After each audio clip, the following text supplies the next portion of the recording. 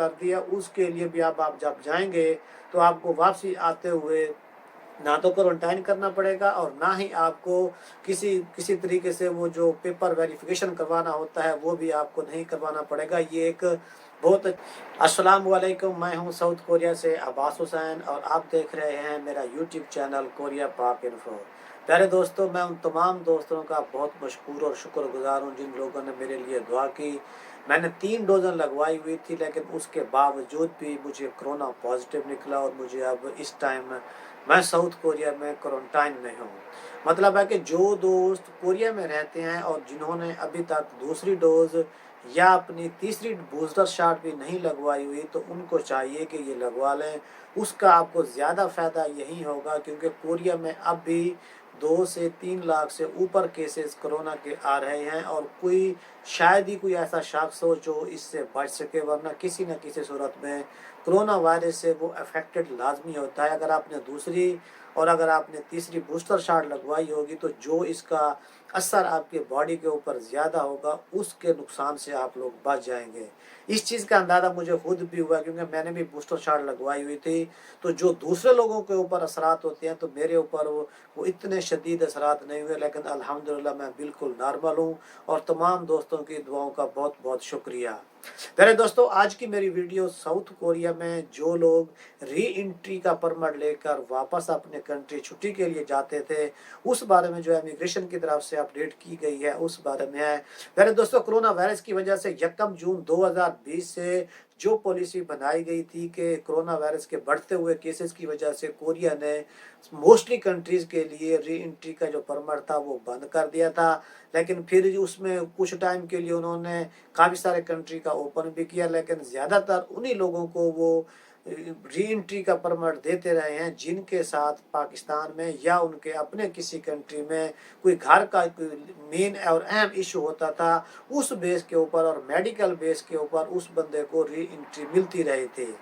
जैसे जैसे पूरी दुनिया के हालात बेहतर होते गए, कोरिया में शुरू में तो इन्होंने बहुत ज़्यादा एहतियात की, लेकिन अब इन्होंने हर चीज़ को फ्री कर दिया है। तकरीबन कोई ऐसी पाबंदी नहीं लगाई हुई कि जिससे बंदे को महसूस हो गई यहाँ पर बहुत ज़्यादा सख्ती है। तो जब मैंने कल टेस्ट कराया 2 दिन पहले, तो मुझे कोरोना उन्होंने पॉजिटिव बताया, तो मुझे उन्होंने कुछ भी ऐसे नॉर्मली कहा कि जाएँ बस अपने घर जाके क्वारंटाइन करें, कोई इशू नहीं है। इनके आपके साथ कौन आया, या आप बस पे जाएंगे या आप टैक्सी पे जाएंगे, आप कैसे जाएंगे, तो इस तरह का उन्होंने कोई इशू नहीं बनाया।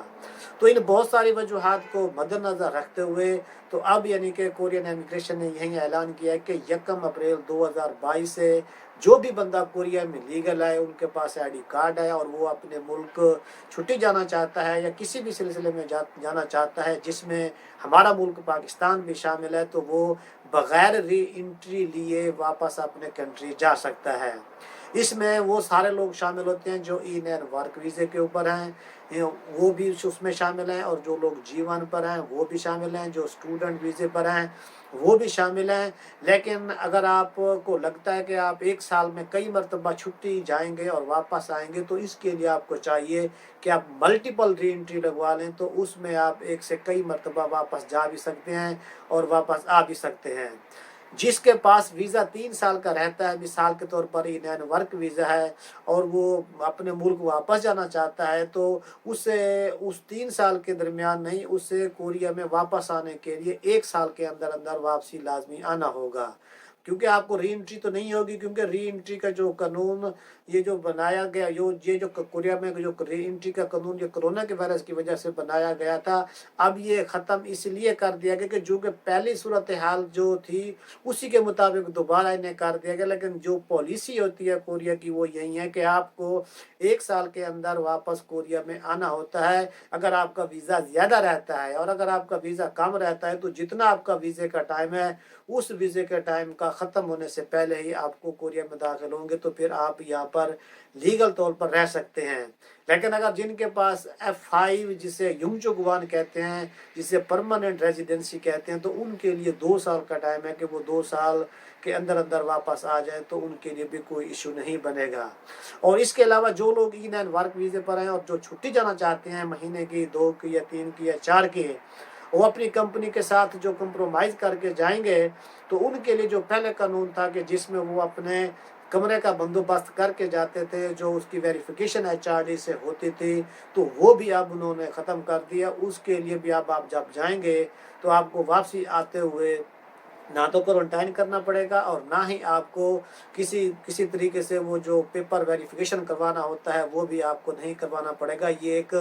बहुत अच्छी न्यूज़ है और बहुत अच्छी कामयाबी की खबर है, क्योंकि बहुत सारे लोग हमारे ऐसे भी थे पाकिस्तान जो गए, जो बेचारे वापस भी नहीं आ सके, और जो गए हैं जिनकी टिकट बार बार कैंसिल भी हुई है और इससे बहुत सारा उनका नुकसान भी हुआ है। तो ये एक अच्छा इकदाम है और इस लिहाज से हम लोगों को चाहिए कि हम भी इसके साथ ताउन करते हुए अपनी ज़रूरत को मद्देनज़र रखते हुए अपने मुल्क छुट्टी जाएं, ताकि जाते हुए और वापस आते हुए हमें किसी किस्म की परेशानी का सामना ना करना पड़े। इस बारे में अगर आपको मज़ीद कोई इन्फॉर्मेशन लेनी है तो आप 1345 पर कॉल करके वहाँ से भी मालूमात ले सकते हैं, और नहीं तो आपको हाई कोरिया की वेबसाइट पर जाकर 17 तारीख की डेट में ये नोटिफिकेशन वहाँ उन्होंने लगाया हुआ है, जिसे खुंगजी सांग में जाकर आप देख सकते हैं। तो वहाँ से भी इस बारे में आप मुकम्मल तफसील पढ़ सकते हैं। मैं उम्मीद करता हूँ कि आपको ये मालूमात पसंद आई होगी। दुआओं में याद रखिएगा, मेरे लिए भी दुआ कीजिएगा। इंशाल्लाह एक नई वीडियो के साथ फिर मुलाकात होगी। अस्सलाम वालेकुम।